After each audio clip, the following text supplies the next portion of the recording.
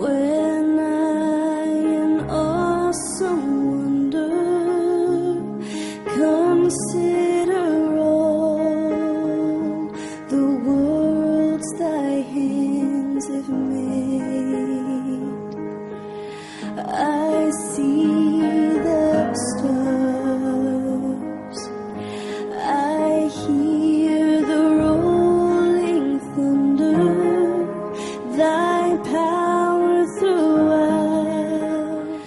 I see the stars, thy power throughout. I see the stars.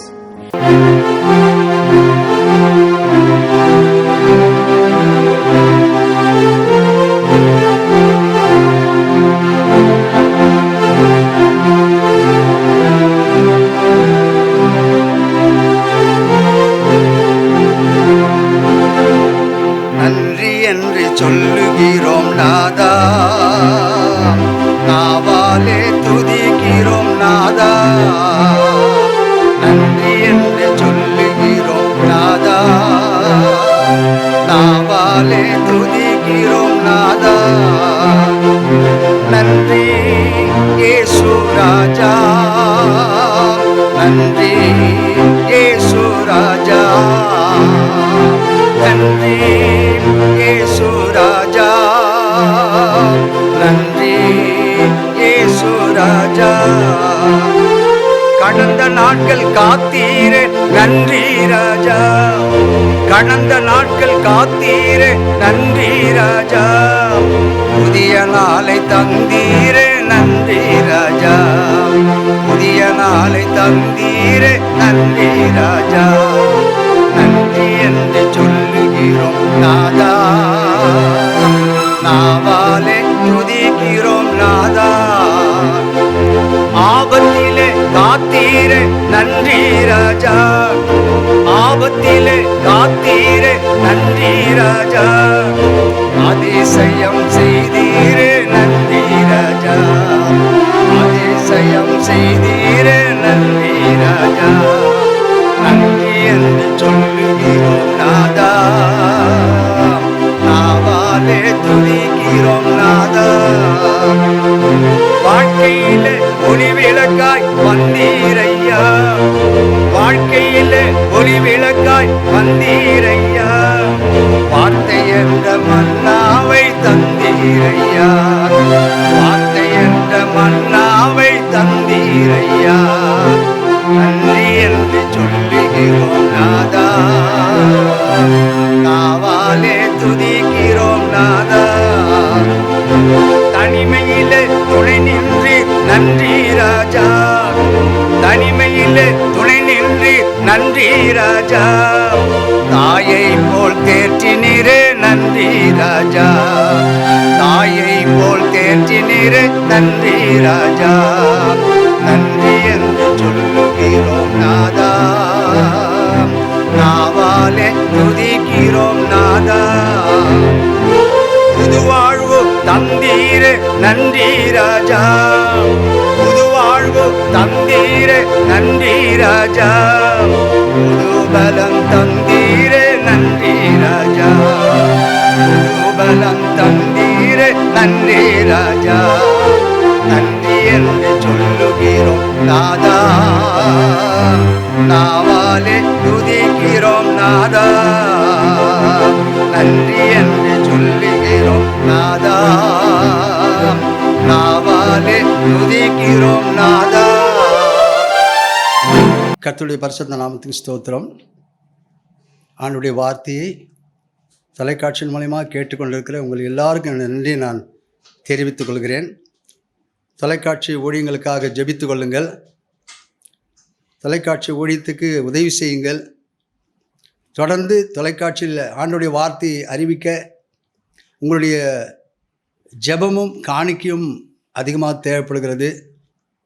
கர்த்தர் உங்களோடு பேசும்போது அடியனுடைய ஜிஃபோன் நம்பரில் தொடர்பு கொண்டு காணிக்கை அனுப்பி அடியனுடைய தொலைக்காட்சி ஊழியத்தை தாங்குமாறு இயேசுவின் நாமத்தில் தாழ்மையாக நான் கேட்டுக்கொள்கிறேன். இப்பொழுது நேராக கர்த்தருடைய வார்த்தைக்கு நாம் கடந்து செல்வோம்.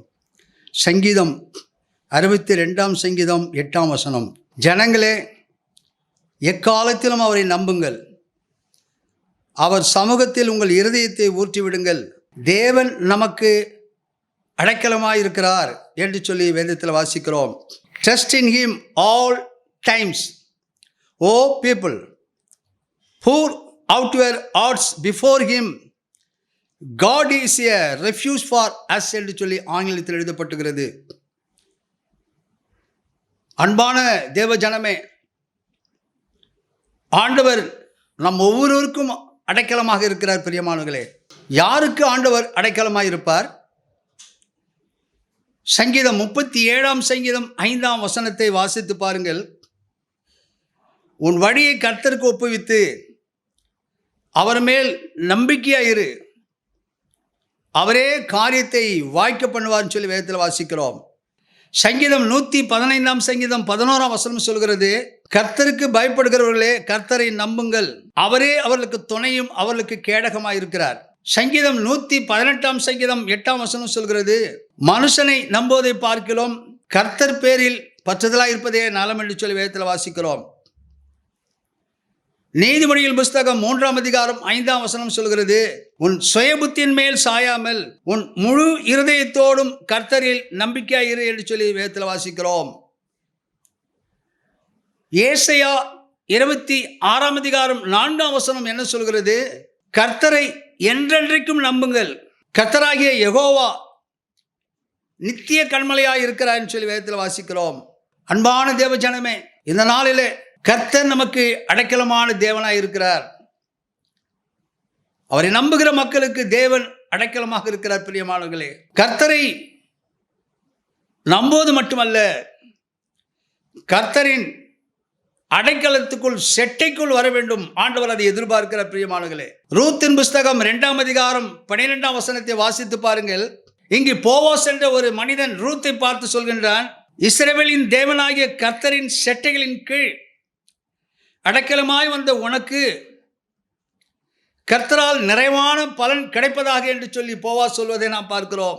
அருமையான தேவஜனமே, ஆண்டவருடைய வார்த்தையை தொலைக்காட்சியின் மூலமாக கேட்டுக்கொண்டிருக்கும் உங்களுடைய வாழ்க்கையில கர்த்தரின் அடைக்கலத்துக்குள் வர ஆண்டவர் நம்ம ஒவ்வொருவரையும் அழைக்கிறார். பிரியமானவர்களே, ஆண்டவரின் செட்டைக்குள் அடைக்கலத்துக்குள் வரும்போது ஆண்டவர் நமக்கு நிறைவான ஆசீர்வாதங்களை ஆண்டவர் வைத்திருக்கிறார். பிரியமானவர்களே, பரிசுத்த மத்தேயு எழுதின சுவிசேஷம் 11 அதிகாரம் 28 வசனத்திலே ஆண்டவர் சொல்கின்றார், வருத்தப்பட்டு பாரம் சுமக்கிறவர்களே நீங்கள் எல்லாரும் என்னிடத்திலே வாருங்கள், நான் உங்களுக்கு இளைப்பாறுதல் தருவேன் சொல்லி ஆண்டவர் சொல்வதை நாம் பார்க்கிறோம். அருமையான தேவஜனமே, இந்த நாளிலே ஆண்டவருடைய வார்த்தையை கேட்டுக்கொண்டிருக்கும் உங்களுடைய வாழ்க்கையில நீங்கள் கர்த்தரின் செட்டைக்குள் வருமாறு ஆண்டவர் மீண்டும் மீண்டுமாக உங்களோடு கூட பேசிக் கொண்டிருக்கிறார். இந்த ரூத் என்ற பெண்ணுடைய வாழ்க்கையில திடீரென்று ஒரு சோதனை வந்தது. பிரியமானவர்களே, அவருடைய கணவர் மரித்து விட்டார். நிர்பந்தமான சூழ்நிலையில் ரூத் தள்ளப்படுகிறாள். ஆனால் இப்படிப்பட்ட சோதனையின் நேரத்தில் ரூத் தன்னுடைய குடும்பத்தை நோக்கி போகவில்லை. பிரியமானவர்களே, தன்னுடைய தாயிடத்திலே போகவில்லை, தந்தையிடத்திலே போகவில்லை, உற்றார் உறவினத்திலே போகவில்லை. ஆண்டவரின் அடைக்கலத்துக்குள் ரூத் வந்ததை நாம் பார்க்கிறோம். நகோமிக்கு 2 மருமகள்கள் இருந்தார்கள். பிரியமானவர்களே, அதிலே ஒருவர் பெயர் ஓர்பால் என்று சொல்லி நாம் பார்க்கிறோம். இந்த ஓர்பால் தன் மாமியாரை முத்தமிட்டு சென்று விட்டாள். பிரியமானவர்களே, ஆனால் ரூத்தோ தன் மாமியை பின்பற்றியதை நாம் பார்க்கிறோம். அவருடைய அறிக்கையை நாம் கொஞ்சம் கேட்போம். ரூத்தின் புஸ்தகம் 1 அதிகாரம் 5 வசனத்திலே தன் மாமியார் நகோமியை பார்த்து ரூத் சொல்கிற காரியத்தை கொஞ்சம் கேட்போம். கவனமாக கேளுங்கள். நீர் போகும் இடம் நானும் வருவேன், நீர் தங்குமிடம் நானும் தங்குவேன், உம்முடைய ஜனம் என்னுடைய ஜனம், உம்முடைய தேவன் என்னுடைய தேவன், நீர் மரணமடையும் இடத்தில் நானும் மரணமடைவேன், நீர் அடக்கம் பண்ணும் இடத்தில் நானும் அடக்கம் பண்ணப்படுவேன். மரணம் தவிர வேறொன்றும் நம்மை விட்டு பிரிக்காது என்று சொல்லி ரூத்து சொல்வதை நாம் பார்க்கிறோம். அருமையான தேவஜனமே, ரூத்தின் மன உறுதியும் ரூத் கர்த்தர் மேல் வைத்த நம்பிக்கை நமக்கு ஒரு சவாலாக இருக்கிறது. பிரியமானவர்களே, தன் மாமியார் அவர்களும் கணவரை இழந்திருக்கிறார்கள், பிள்ளைகளை இழந்திருக்கிறார்கள். தன் மாமியிடத்தில் ஒன்றுமே இல்லை. பிரியமானவர்களே, நகோமியுடைய காதில் ஒரு நகையும் இல்லை, கழுத்திலும் ஒன்றும் இல்லை, மூக்கிலும் ஒன்றும் இல்லை, காலிலும் ஒன்றும் இல்லை. நகோமியிடத்தில் ஏடிஎம் கார்டு கிடையாது, கிரெடிட் கார்டு கிடையாது, பேங்க் பாஸ்புக் கிடையாது. ஆனால் ரூத் தன் மாமியை பின்பற்றியதை நாம் பார்க்கிறோம். காரணம் என்ன? தன் மாமியார் பின்பற்றின தெய்வமாகிய கர்த்தரை அடைக்கலமாக தேடி ரூத் ஓடி வருகிறதை நாம் பார்க்கிறோம். போவாஸ் சொன்னபடி, கர்த்தரின் செட்டைக்குள் நீ வருவாயானால் நிறைவான ஆசீர்வாதத்தை பெற்றுக்கொள்வாய் என்று சொன்ன அந்த போவாசின் வார்த்தையின்படி ரூத்தை தேவன் ஆசீர்வதிக்கிறதை நாம் பார்க்கிறோம். ரூத்தினுடைய பெயர் வேதத்தில் இடம்பெற்றதை நாம் பார்க்கிறோம். ரூத்தின் சந்ததியிலே ஆண்டவராகிய இயேசு கிறிஸ்து வந்து பிறந்தார். பிரியமானவர்களே, என் அருமையான தேவஜனமே, ஆண்டவருடைய வார்த்தையை தொலைக்காட்சியின் மூலமாக கேட்டுக்கொண்டிருக்க உங்களுடைய வாழ்க்கையிலே நீங்கள் எந்த செட்டைக்குள் இருக்கிறீர்கள்? யாருடைய அடைக்கலத்தில் இருக்கிறீர்கள்? கர்த்தரின் அடைக்கலத்துக்குள் வருவீர்களானால் ரூத்தை ஆசீர்வதித்த தேவன் உங்களை கூட ஆசீர்வதிப்பார். எபிரேயர் 13:8 சொல்கிறது, இயேசு கிறிஸ்து நேற்றும் இன்றும் என்றைக்கும் மாறாதவராக இருக்கிறார். பிரியமானவர்களே,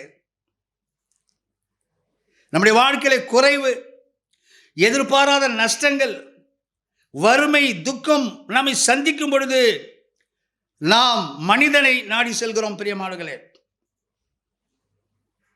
ஆண்டவரின் செட்டைக்குள் வர ஆண்டவர் நம்மை அழைக்கிறார்.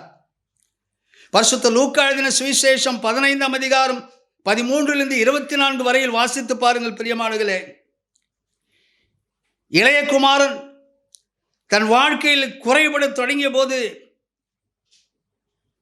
பண்டித்தின்கிற தவிடு கூட அவனுக்கு கிடைக்கவில்லை. பிரியமானவர்களே, அப்படிப்பட்ட ஒரு சூழ்நிலையில் அந்த இளைய குமாரன் தகப்பனை நோக்கி ஓடி வந்தான். பிரியமானவர்களே, தகப்பனிடத்தில் அடைக்கலம் புகுந்த போது அந்த இளைய குமாரன் ஆசீர்வதிக்கப்பட்டதை நாம் பார்க்கிறோம். புதிய உடைகளை தகப்பனார் கொடுக்கின்றார், கையில் மோதிரத்தை அணிவிக்கிறதை நாம் பார்க்கிறோம். அவனுக்காக ஒரு பெரிய விருந்தை ஆயத்தம் பண்ணுகிறதை நாம் பார்க்கிறோம்.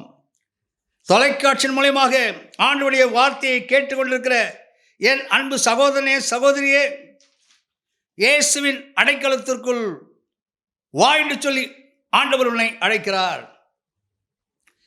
சங்கீதம் 18ஆம் சங்கீதம் 2ஆம் வசனத்திலே தாவீதுடைய அறிக்கையை நாம் பார்க்கிறோம். கர்த்தர் என் உயர்ந்த அடைக்கலமாயிருக்கிறார் என்று சொல்லி தாவீது சொல்வதை நாம் பார்க்கிறோம். சங்கீதம் 59ஆம் சங்கீதம் 16ஆம் வசனத்திலே தாவீதுடைய சூழ்நிலையை நாம் பார்க்கிறோம். பிரியமானவர்களே, அந்த சூழ்நிலையில் மத்தியிலே அவன் சொல்கின்றான், எனக்கு நெருக்கமுண்டான நாளிலே நீர் எனக்கு தஞ்சமும் உயர்ந்த அடைக்கலமானீர் என்பதை சொல்வதை நாம் பார்க்கிறோம். தாவீது தேவனின் அடைக்கலத்தில் வந்தபோது தாவீதுக்கு பாதுகாப்பு கிடைத்தது. பிரியமானவர்களே, தாவீதை சவுல் ராஜா எத்தனையோ முறை கொல்ல முயற்சி செய்கின்றான். பிரியமானவர்களே, ஆனால் தாவீதை கொல்ல முடியவில்லை. காரணம் என்னவென்று சொன்னால், தாவீது கர்த்தரின் செட்டைக்குள் இருந்தான். ஆமென், அல்லேலூயா.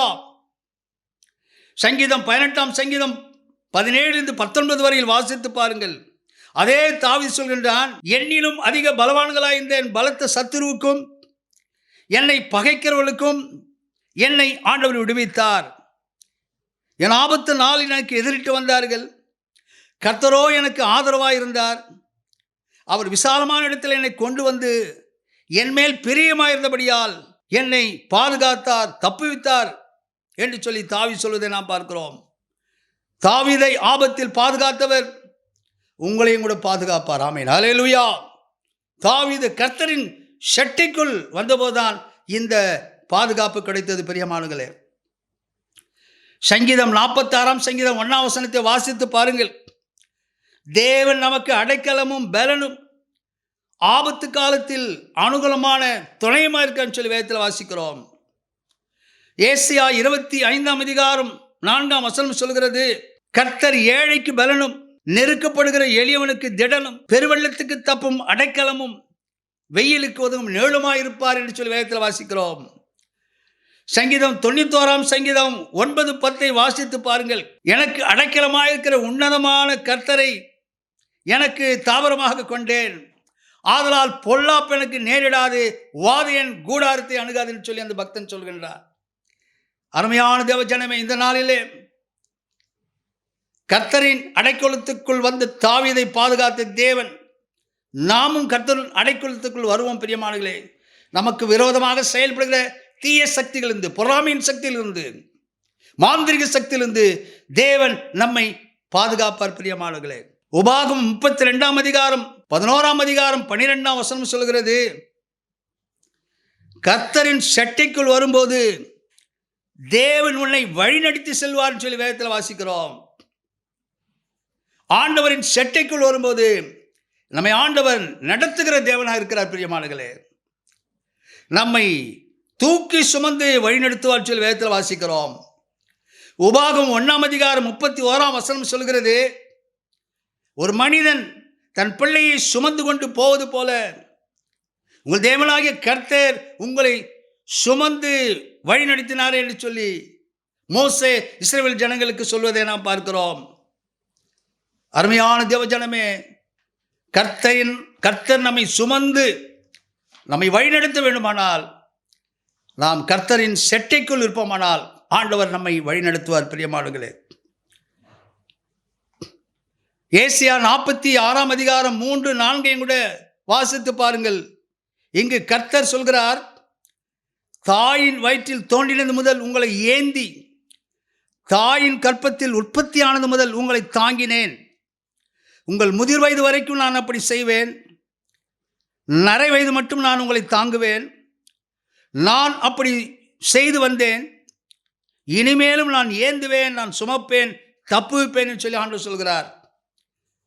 தொலைக்காட்சியின் மூலமாக ஆண்டவருடைய வார்த்தையை கேட்டுக்கொண்டிருக்கேன் அன்பு தேவ ஜனமே, உன்னை தூக்கி சுமந்து செல்லக்கூடிய ஒரு தெய்வம் ஆண்டவராகிய இயேசு கிறிஸ்து.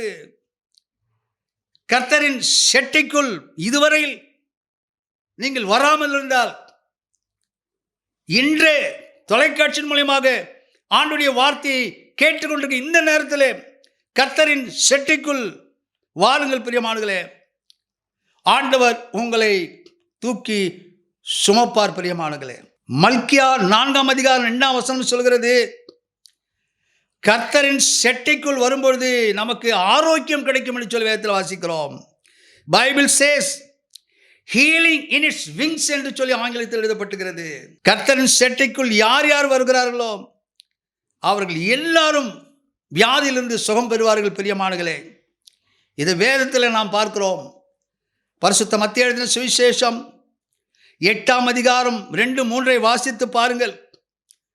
குஷ்டரோகி ஒருவன் இயேசுவின் செட்டைக்குள் வந்தபோது அவன் வியாதியிலிருந்து சுகம் பெற்றதை நாம் வேதத்தில் பார்க்கிறோம். பரிசுத்த மத்திய எழுதின சுவிசேஷம் 9 2 வசனம் சொல்கிறது, படுக்கையில் கிடந்த திமிர்வாதக்காரனை இயேசுவின் செட்டைக்குள் கொண்டு வந்தபோது அவன் சுகம் பெற்றதை நாம் வேதத்தில் பார்க்கிறோம். ஆண்டவரின் செட்டைக்குள் வரும்போது நாம் வியாதியிலிருந்து நாம் சுகம் பெறுகிறோம். பிரியமானங்களே, பரிசுத்த மத்தேயு சுவிசேஷம் 9 20 22 வரையில் வாசித்து பாருங்கள். 12 ஆண்டுகள் பெரும்பாலுள்ள ஸ்திரீ இயேசுவின் செட்டைக்குள் வந்தபோது அவளுடைய வியாதியிலிருந்து சுகம் பெற்றதை நாம் வேதத்தில் பார்க்கிறோம். கர்த்தரின் செட்டைக்குள் வரும்போது ஆத்மாவில் சுகம், சரீரத்திலே சுகம்.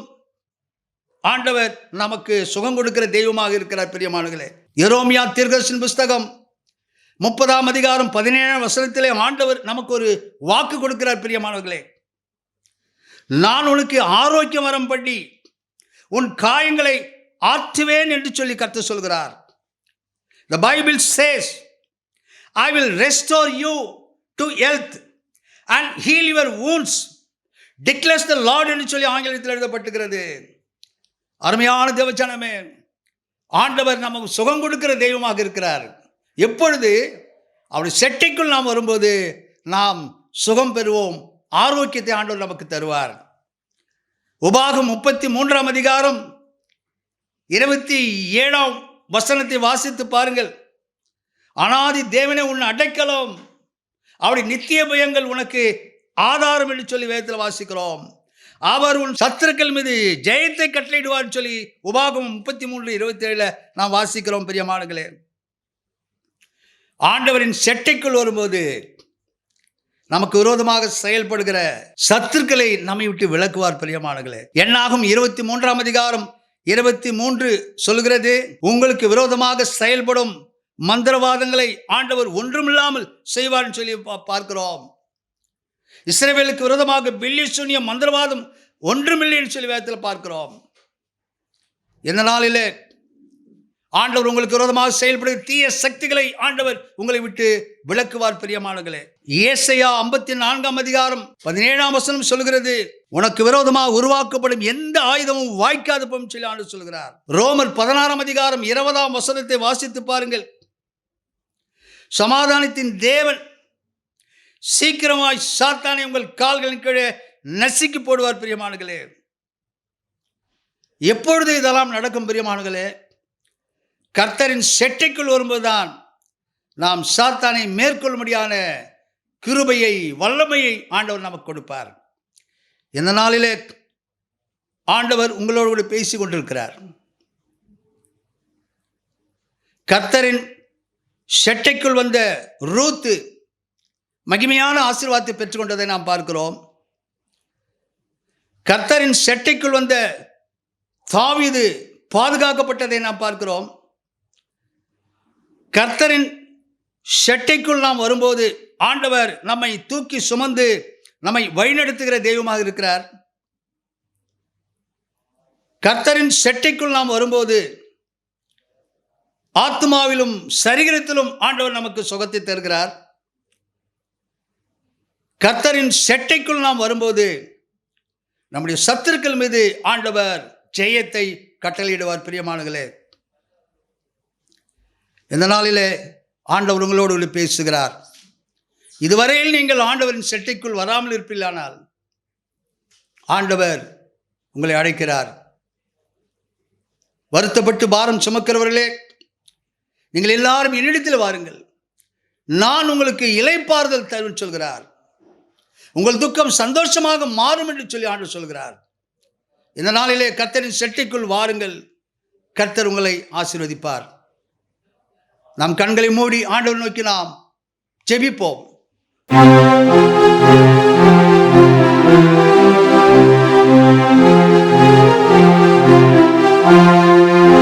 நான் உன்னை விட்டு விலகுவதில்லை, நான் உன்னை என்றும் கைவிடுவதில்லை. நான் உன்னை விட்டு விலகுவதில்லை, நான் உன்னை என்றும் கைவிடுவதில்லை. நான் உன்னை காண்கின்ற தேவன், கண்மணி போல் உன்னை காப்பே. நான் உன்னை காண்கின்ற தேவன், கண்மணி போல் உன்னை காப்பே. நான் உன்னை விட்டு விலகுவதில்லை, நான் உன்னை என்றும் கைவிடுவதில்லை. பயப்படாதே நீ மனமே, நான் காத்திடுவேன் உன்னை தினமே. பயப்படாதே நீ மனமே, நான் காத்திடுவேன் உன்னை தினமே. அற்புதங்கள் நான் செய்திடுவேன், அற்புதங்கள் நான் செய்திடுவேன். உன்னை அதிசயமாய் நான் நடத்திடுவேன், உன்னை அதிசயமாய் நான் நடத்திடுவேன். நான் உன்னை விட்டு விலகுவதில்லை, நான் உன்னை என்றும் கைவிடுவதில்லை. திகையாதே கலங்காதே மனமே, நான் உன்னுடன் இருக்க பயமே. திகையாதே கலங்காதே மனமே, நான் உன்னுடன் இருக்க பயமே. கண்ணீர் யாவையும் துடைத்திடுவேன், கண்ணீர் யாவையும் துடைத்திடுவேன். உன் கவலைகள் யாவையும் போக்கிடுவேன், உன் கவலைகள் யாவையும் போக்கிடுவேன். உன்னை விட்டு விலகுவதில்லை, நான் உன்னை என்றும் கைவிடுவதில்லை. அனுதினம் என்னை தேடிடுவாய், நான் அளித்திடும் பலனை பெற்றிடுவாய். அனுதினம் என்னை தேடிடுவாய், நான் அளித்திடும் பலனை பெற்றிடுவாய். அத்திமரம் போல் செழித்திடுவாய், அத்திமரம் போல் செழித்திடுவாய். நான் ஆசையாய் உண்ண கனி கொடுப்பாய், நான் ஆசையாய் உண்ண கனி கொடுப்பாய். நான் உன்னை விட்டு விலகுவதில்லை, நான் உன்னை என்றும் கைவிடுவதில்லை, நான் உன்னை விட்டு விலகுவதில்லை. மகா இரக்கமுள்ள எங்கள் தேவனே, உம்மை நன்றியோடு ஸ்தோத்திரிக்கிறோம், ஸ்தோத்திரிக்கிறோம், ஸ்தோத்திரிக்கிறோம், ஸ்தோத்திரிக்கிறோம் அப்பா. ஆண்டவரே, உம்முடைய வார்த்தையின் மூலமாக எங்களோடு நீர் பேசினீர், அதற்காக உம்மை நன்றியோடு ஸ்தோத்திரிக்கிறோம் அப்பா. எங்கள் அனாதி தேவனே, உம்மை நன்றியோடு ஸ்தோத்திரிக்கிறோம். உமக்கு கோடானு கோடி ஸ்தோத்திரத்தை நாங்கள் ஏறெடுக்கிறோம் அப்பா. தொலைக்காட்சியின் மூலமாக உம்முடைய வார்த்தையை கேட்டுக்கொண்டிருக்கிற ஒவ்வொருவரையும் ஆசீர்வதியும் அப்பா. உம்முடைய செட்டைகளின் கீழ் ஒவ்வொருவரையும் கொண்டு வரும்படியாக உம்மை நோக்கி அடியேன் ஜெபிக்கிறேன் அப்பா. இந்த நாளிலே தீய சக்தியிலிருந்து, பொறாமையின் சக்தியிலிருந்து ஆண்டவரே உம்முடைய பிள்ளைகளை பாதுகாத்துக் கொள்ளும்படியாக உம்முடைய சமூகத்தில் ஜெபிக்கிறேன் ஐயா. வியாதி உள்ள மக்களுக்காக ஜெபிக்கிறேன் ஆண்டவரே. உம்முடைய சட்டைக்குள் நாங்கள் வரும்போது ஆரோக்கியம் கிடைக்கும் என்று நாங்கள் வேதத்தில் பார்க்கிறோம். ஆண்டவரே, உம்மிடத்தில் வந்த வியாதிஸ்தர்கள் அநேகரை சுகமாக்கினீரப்பா. குஷ்டரோகியை சுகமாக்கினீர், திமிர்வாதக்காரனை சுகமாக்கினீர், 18 ஆண்டுகள் கூனியா இருந்த ஸ்திரியை சுகமாக்கினீரப்பா. ஆண்டவரே, உம்மிடத்தில் வந்த ஒவ்வொரு வியாதிஸ்தர்களையும் அப்பா நீ சுகமாக்கியதை நாங்கள் வேதத்தில் பார்க்கிறோம். இந்த நாளிலே வியாதியோடு இருக்கிற மக்களை சுகப்படுத்தும் அப்பா. உம்முடைய செட்டைக்குள் வந்திருக்கிற ஒவ்வொருவருக்கும் அப்பா ஆண்டவரே, மல்கியா 4ஆம் அதிகாரம் 2ஆம் வசனத்தின்படி உம்முடைய செட்டைக்குள் ஆரோக்கியம் இருக்கும் என்று சொல்லியிருப்பா. உம்முடைய வேத வசனத்தை அனுப்பி ஒவ்வொருவரையும் சுகப்படுத்தும்படியாக உம்முடைய சமூகத்தில் ஜெபிக்கிறேன். விசேஷமாக ஆண்டவரே, குழந்தை இல்லாத ஸ்திரீகளுக்காக உம்முடைய சமூகத்தில் வருகிறேன். ஒவ்வொருவருக்கும் குழந்தை பாக்கியத்தை நீர் கட்டளையிடும் அப்பா. வேலையில்லாத பிள்ளைகளுக்கு வேலையை தாரும். கடன் பிரச்சனையிலே சிக்கியுள்ள மக்களுக்காக ஜெபிக்கிறேன். கடனிலே, வறுமையிலே, தரித்திரத்திலே மக்களை ஆண்டவரை விடுவிக்க முடியாத சமூகத்தில் ஜெபிக்கிறேன் ஐயா. இந்த நாளிலே ஆண்டவரை, திருமணம் ஆகாத பிள்ளைகள் நிறைய உண்டு அப்பா. வயதாகி பிள்ளைகள் திருமணம் இல்லாமல் இருக்கிறார்கள், பண வசதி இல்லாமல் இருக்கிறார்கள் அப்பா, ஏழ்மை நிலைமையில் இருக்கிறார்கள் அப்பா. திருமணமாகாத பிள்ளைகளை கண்ணோக்கி பாரும் அப்பா. திருமணமாகாத பிள்ளைகளுக்கு திருமணத்தை கட்டளையிடும், வேலையில்லாத பிள்ளைகளுக்கு வேலையை தாரும் அப்பா. இந்த நாளில் நம்முடைய வார்த்தையை கேட்டுக்கொண்டிருக்கிற ஒவ்வொருவரையும் ஆசீர்வதியும் ஐயா. வாலிய பிள்ளைகளை ரட்சியும் ஐயா. இந்த பொல்லாத உலகத்தில், இந்த மாய உலகத்திலே சிக்கிக்கொண்டு தவறான பாதையிலே போய்கொண்டிருக்கிற ஒவ்வொரு வாலிய பிள்ளைகளையும் சந்திக்க முடியாத நான் ஜெபிக்கிறேன் ஐயா. என வாலிப வயதிலே சந்தித்த ஒவ்வொரு வாலிய பிள்ளைகளையும் ரட்சியும் ஐயா. ஆண்டவரே, உம்முடைய வார்த்தையின்படி ஒவ்வொரு இந்த நாளில் நம்முடைய செட்டைக்குள் வர நீர் கிருபை செய்யும்படியாக நான் ஜெபிக்கிறேன்.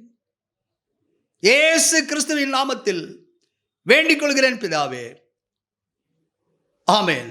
தொடர்பு கொள்ள வேண்டிய எங்கள் முகவரி: pastor Wingston James M divinity, Jesus gospel mission, இடம் 1/20, new Bethania Nagar, 3rd street, Ramapuram, Chennai 600089.